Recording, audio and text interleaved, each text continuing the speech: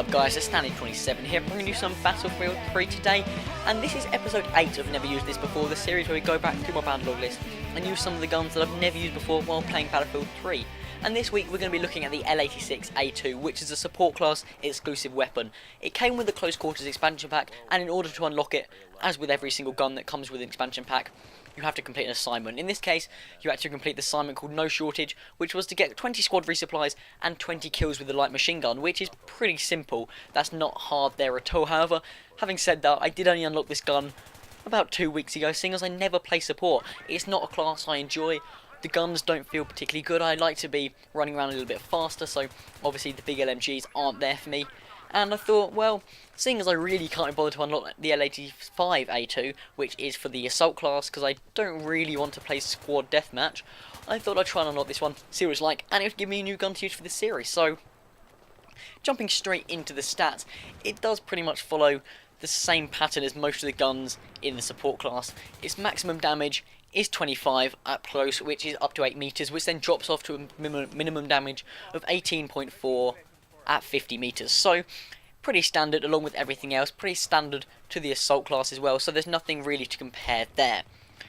In terms of bullet capacity, should I say, obviously it's going to have more than the guns in the assault class. It does have 45 bullet magazine, or 46 if you've got one in the chamber. However, with extended mags, as this gun is from this support class, most of them do have extended mags, it bumps it up to 60, which then it becomes 61 with one in the chamber, and I'll get on to that a little bit later on. In terms of reload speed, it's quite a slow reload. It's got a 2.8 second reload speed if there's still bullets left in the magazine or one in the chamber, and it's got a 3.3 second full empty reload, which for a full reload, especially in this class, isn't too slow. However, that does get beaten by the M27 IAR, as does the reload time when there's still bullets in the magazine. So if you look at that, it's probably not the best gun to go for, and seeing as the damage stats pretty much exactly the same as the M27 IAR, you're leaning a bit towards that. They both have the exact same rate of fire, which is 750 rounds per minute, so yet again there's still nothing really to choose between the two if you're looking for a gun within this class that doesn't fall under the LMG status of having crazy amounts of ammunition, just being really bulky, having the 6 second reload speed. So it is quite a long reload speed if you want to use one of the LMGs, but if you want to go for the support but use something like the RPK or the M27 or the L86, there's not really that much competition, seeing as the M27 does seem to come out on top. In terms of recoil, the L86A2 has a 0.32 upwards recoil, 0.15 or 0.15 to the left and 0.25 to the right, which is pretty average. It's a little bit more than the M27, so it's kind of balanced. It's got a little bit less downward recoil, but it's got more to the left and it's got a little bit less to the right, so they pretty much balance themselves out. There's not too much difference in terms of recoil, and they're both fairly manageable. I do find myself getting a few long range kills. Obviously the guns, as I would expect, I first picked it up thinking, okay, a few long range kills, see if I can get some, probably better at medium to long distance, but it turns out it's quite good in close range as well. I was finding it quite difficult. I was using the hollow sight, as you're probably seeing in the gameplay in the background, to keep my targets in my sights. I couldn't really see them every now and then. I'm not sure whether I was just lagging during this play session, but I didn't seem to be getting hit markers. Even when I went to single shot mode, I wasn't getting hit markers on players, and I'm not sure whether that's because the bullet spread of this gun's a little bit crazy, or whether I'm just really bad with it, but hopefully it's not the latter, so I'm going to go with the first. Maybe I was just a little bit lagging, but it's not a terrible gun. I found it quite easy to keep on target when the targets were within a close range engagement, but once they got between 20 or 30 or 40 meters away, it did get a little bit harder, which is why I recommend probably putting on the heavy barrel onto this gun and the foregrip. So with the heavy barrel, it pretty much knocks this all the way.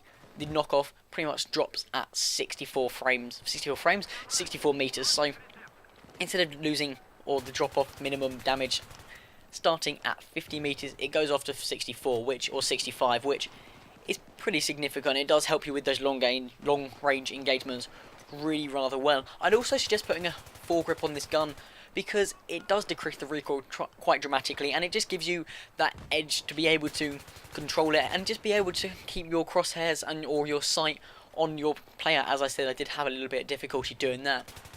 Also, in terms of sight, I was using the hollow sight because you unlock that at 10 kills. It's the first unlock you get for the gun, and it's not a terrible sight. I pretty much prefer the reflex sight, but that is at 200 kills, which obviously I think I did get that. I'm pretty sure I did. I'm pretty sure I unlocked it. There's probably some gameplay of it somewhere, but as it's one of the later unlocks, I wouldn't jump straight to it. You do unlock some of the bigger time scopes, like earlier than that, and they're not my favourite. I do prefer the hollow or the red dot or the reflex sight, seeing as they are my favourite in the game. But in terms of sight, obviously, I think when it comes down to sights on guns, I think it's just personal preference.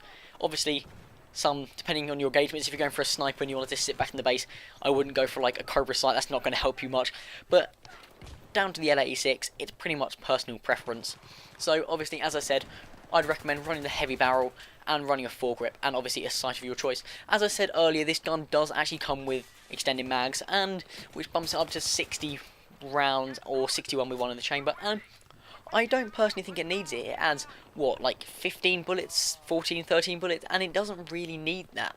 It's not like the AS-Val or some of the other guns where it dramatically increases it. I think some of the LMGs get up like 100 bullet boost, instead of being a 100 bullet clip, it's a 200 bullet clip.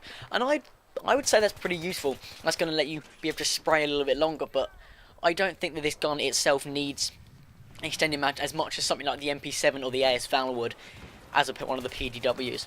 You could also use a bipod with this weapon. Obviously, that's what the support class is meant for, supporting your team, laying down covering fire, suppressing the enemy. So a bipod would be good, and obviously that does decrease the recoil, but that wasn't for my playstyle. I don't like sitting down and setting up a bipod and pretty much watching a flank or watching a corridor. That's not how I like to play, so the bipod wasn't for me. However, if that's how you like to play, if you are an avid support player, I'd definitely recommend a bipod with this, because you can lock down some areas rather well with this gun. And if you're using the bipod, extended mags may be a viable option, so you can just maybe take that extra guy that always pops around the corner, so you take a few out, and there's always that one last person that catches you while you're reloading. So if you have extended mags on there with the bipod, maybe you can take him out and it might work quite well. So overall, I'd pretty much say that this is quite a good gun, probably one of the better in the support class if you're not wanting the LMGs. However, pretty much all the stats just point to using the M27. It's got same damage,